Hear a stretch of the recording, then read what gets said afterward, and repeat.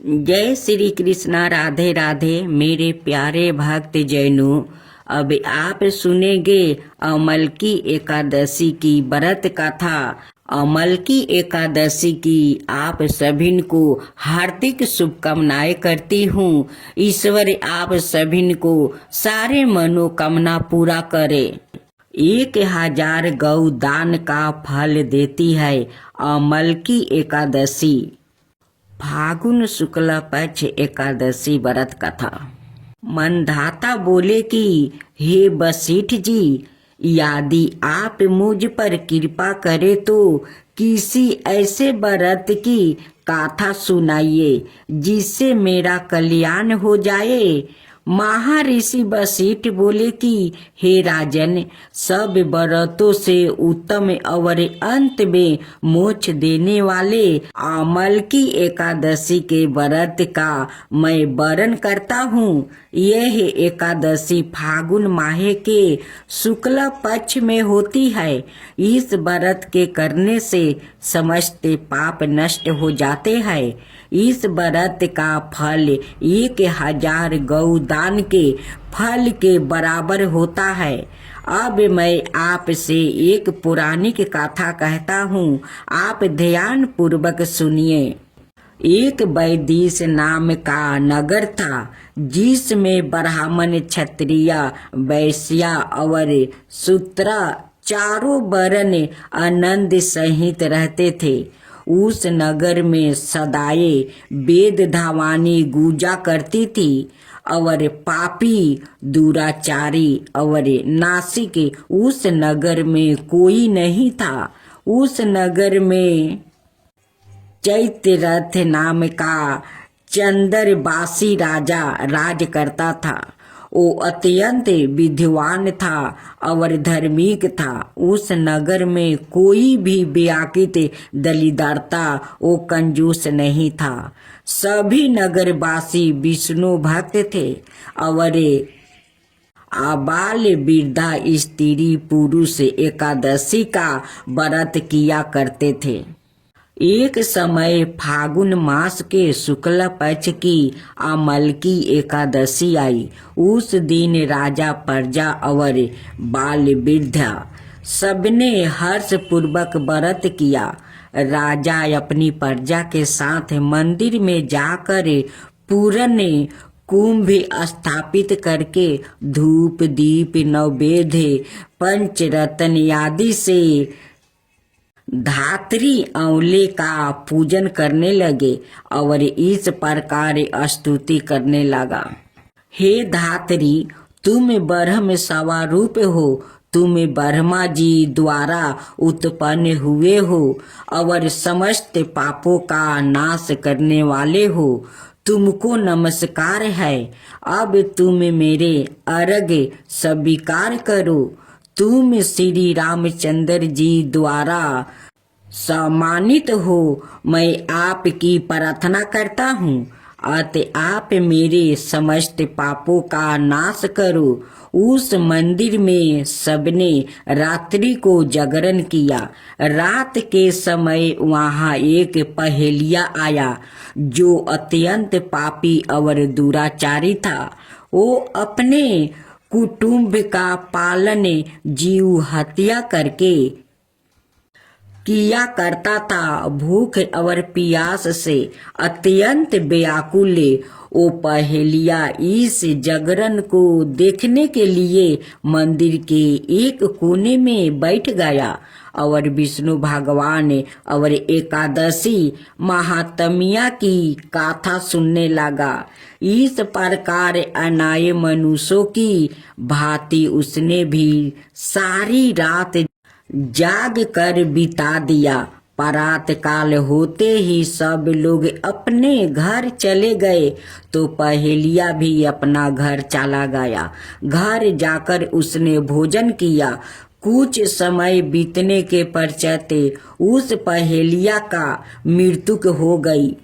मगर उस अमल की एकादशी के व्रत और जागरण से उसने राजा विदुरथ के घर जन्म लिया और उसका नाम वसुरथ रखा गया। युवा होने पर वो चतुरंगी सेना के सहित और धन धनाय से युक्त होकर 10,000 ग्रामों का पालन करने लगा। वो तेज में सूर्य के समान, कांति में चंद्रमा के समान, वीरता में भगवान विष्णु के समान और क्षेमा में पृथ्वी के समान था। वो अत्यंत धार्मिक, सत्यवादी, कर्मवीर था और विष्णु भक्त था। वो प्रजा का समान भाव से पालन करता था। दान देना उसका नित्य कर्तव्य था। एक दिन राजा शिकार खेलने के लिए गया। दुर्योग से वो मार्ग भूल गया और दिशा ज्ञान ना रहने के कारण उसी वन में एक वृक्ष के नीचे सो गया। थोड़ी देर बाद पहाड़ी मलेच्छ वहां पर आ गया और राजा को अकेला देख कर मारो मारो शब्दों कहते हुए राजा की ओर दौड़े। मलेच्छ कहने लगा कि इस दुष्ट राजा ने हमारे माता पिता, पुत्र पुत्र आदि अनेक संबंधियों को मारा है और देश से निकाल दिया है। अतः इसको अवश्य मारना चाहिए। ऐसा कहकर वो मलेच्छ उस राजा को मारने दौड़ा और अनेक प्रकार के अस्त्र शस्त्र उसके ऊपर फेंका। वो सब अस्त्र शस्त्र उनका बार पुष्पा के समान प्रतीत होता है। अब उन मलेच्छों के अस्त्र शस्त्र उल्टा उन्हीं पर प्रहार करने लगा, जिससे वो मूर्छित होकर गिरने लगा। उसी समय राजा के शरीर से एक दिव्या स्त्री उत्पन्न हुई। वो स्त्री अत्यंत सुंदर होते हुए भी उसकी बिरकुटी टेढ़ी थी। उसकी आंखों से लाल लाल अग्नि निकल रही थी, जिससे वो दूसरे काल में सामान्य प्रतीत होती थी। वो अस्त्र मलेच्छों को मारने दौड़ी और थोड़ी ही देर में उसने सब मलेच्छों को काल के गले में पहुंचा दिया। जब राजा सोकर उठा तो उसने मलेच्छों को मारा हुआ देखकर कहा कि इन शत्रुओं को किसने मारा है? इस वन में मेरा कौन हितैषी रहता है? वो ऐसा विचार कर ही रहा था कि आकाशवाणी हुई, हे राजा, इस संसार में विष्णु भगवान के अतिरिक्त कौन तेरी सहायता कर सकता है? इस आकाशवाणी को सुनकर राजा अपने राज्य में आ गया और सुख पूर्वक राज्य करने लगा। महर्षि वशिष्ठ बोले कि हे राजन, यह है अमलकी एकादशी का व्रत प्रभाव था। जो मनुष्य इस अमलकी एकादशी का व्रत करते हैं वो प्रत्येक कार्य में सफल होता है और अंत में विष्णु लोक को जाते हैं। बटुल भगवान की कथा। बटुल भगवान के बहुत बड़े भक्त हुए हैं। उनका ध्यान सदा बटुल भगवान के दर्शन, भजन और कीर्तन में ही लगा रहता था। सांसारिक कार्यों में उनका जरा भी मन नहीं लगता था। वो एकादशी व्रत के प्रति पूर्ण निष्ठावान थे। वो उस दिन जल भी नहीं पीते थे। एकादशी की संपूर्ण रात्रि को हरि नाम में कीर्तन करते थे। एकादशी को वो ना अन्न खाते और ना किसी को खिलाते। एक दिन एकादशी की रात्रि को वो हरि नाम में कीर्तन कर रहे थे। उनके साथ अनेक भक्त भी संकीर्तन कर रहे थे। अचानक एक छीन काये हड्डियों का ढांचा मात्रा एक वृद्ध ब्राह्मण उनके द्वार पर आया और बोला, मैं अत्यंत भूखा हूँ, मुझे भोजन कराओ, अनाथ मैं भूख के मारे मर जाऊंगा। श्री नामदेव जी बोले, मैं एकादशी को ना अन्न खाता हूँ और ना अन्न किसी और को खिलाता हूँ। अत ब्राह्मण देवता प्रात काल सूर्योदय का इंतजार करो, व्रत का पारण करे, आपको भर पेट भोजन कराऊंगा। ब्राह्मण बोला, मुझे तो अभी ही भोजन चाहिए, मैं 120 बरस का बूढ़ा हूँ। एकादशी व्रत 8 बरस से लेकर 80 बरस तक के लोगों के लिए है। मैं भूख से मर जाऊंगा और तुमको ब्रह्म हत्या का पाप लगेगा।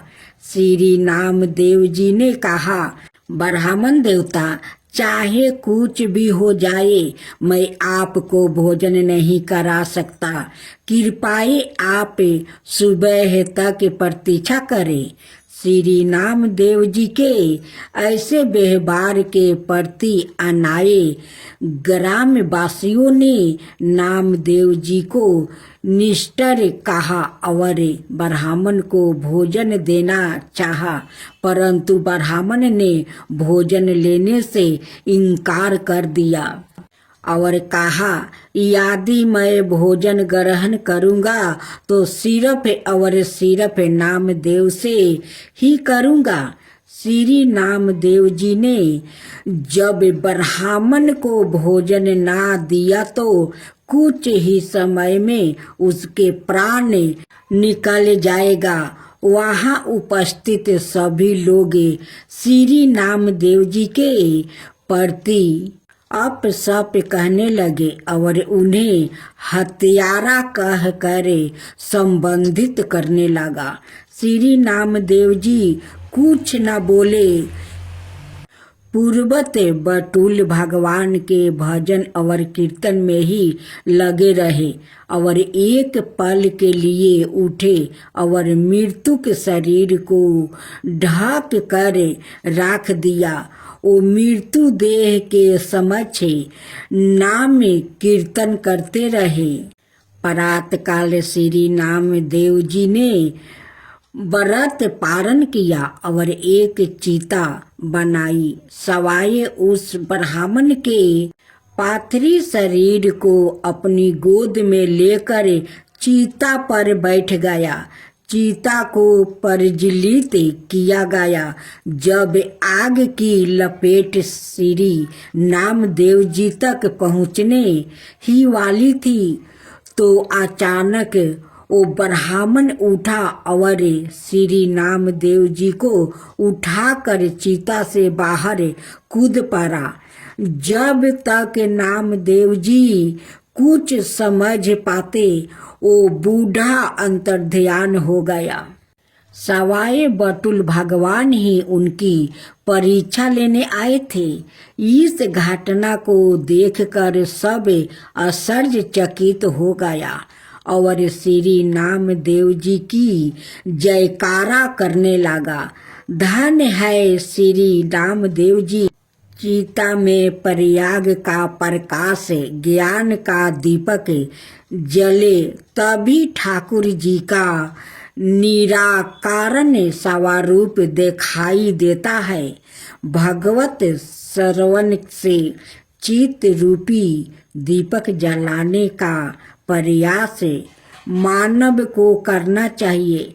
मानव को अज्ञानता से लड़ना चाहिए, मगर आलोचन और अज्ञानता पर चर्चा करके अपना समय बर्बाद नहीं करना चाहिए। अब सुने, हर व्रत गाथा के साथ सुनी जाती है लपसी तपसी की यह कहानी। एक लपसी था और एक तपसी था। तपसी हमेशा भगवान की तपस्या में लीन रहता था लपसी रोजाना सावा शेर की लपसी बनाकर भगवान का भोग लगा कर जिमा लेता था। एक दिन दोनों लड़ने लगे। लपसी बोला, मैं रोज भगवान की तपस्या करता हूँ, इसलिए मैं बारा हूँ। तपसी बोला, मैं रोज भगवान को सावा शेर लपसी का भोग लगाता हूँ, इसलिए मैं बारा हूँ। नारद जी वहाँ से गुजर रहे थे। दोनों को लड़ता देख कर उनसे पूछा कि तुम क्यों लड़ रहे हो।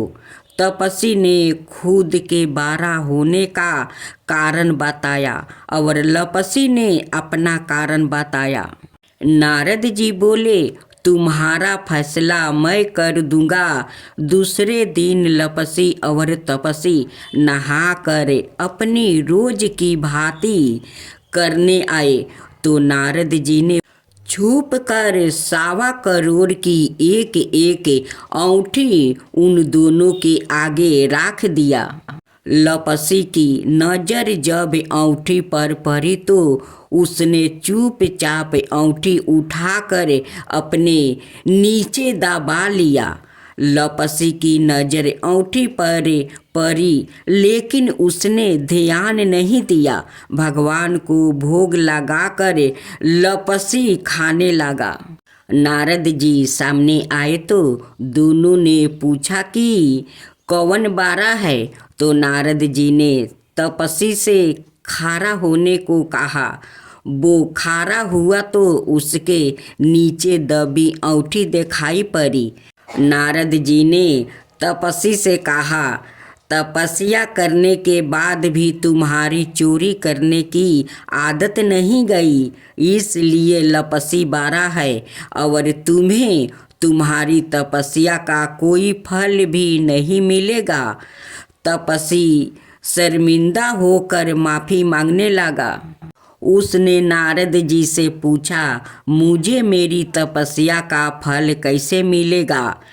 नारद जी ने कहा, यदि कोई गाय और कुत्ते की रोटी नहीं बनाएगा तो फल तुझे मिलेगा। यदि कोई ब्राह्मण को भोजन करवा कर दक्षिणा नहीं देगा तो फल तुझे मिलेगा। यदि कोई साड़ी के साथ ब्लाउज नहीं देगा तो फल तुझे मिलेगा। यदि कोई दिए से दिए जलाएगा तो फल तुझे मिलेगा। यदि कोई सारी कहानी सुने लेकिन तुम्हारी कहानी नहीं सुने तो फल तुझे मिलेगा। उसी दिन से हर व्रत कथा कहानी के साथ लपसी तपसी की कहानी भी सुनी और कही जाती है।